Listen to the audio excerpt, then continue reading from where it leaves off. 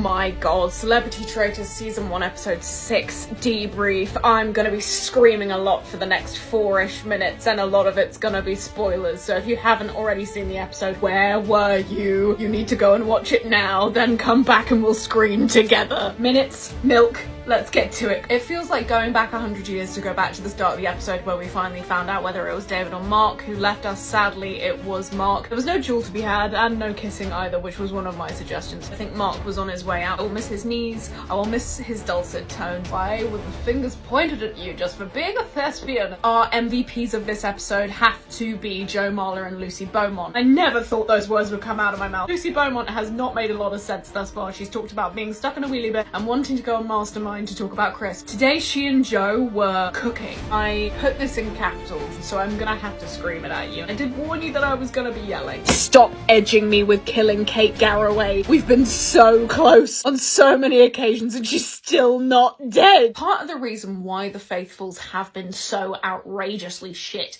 is because this is the first season where the traitors haven't spoon-fed them. Kat was doing a little bit of sprinkling towards the end of the episode. In previous seasons, the only reason why traitors have been caught is because other traitors have betrayed them. It's just funny because there is literally nothing the Faithfuls can go on if they're not being drip-fed by the traitors. It's hopeless. I would be so fucking annoyed if I was a Faithful. If I went all the way to the Highlands and then I have no control of the situation, I would want to be puppet master. Alan Carr said, quote, that he was bursting with confidence because he wanted to get Mark out and he got Mark out. Icarus flies too close to the sun. Your hubris might be your downfall. Now that he's stopped sweating, he's getting a bit big for his boots. A solemn prayer must be said now for Joe Wilkinson.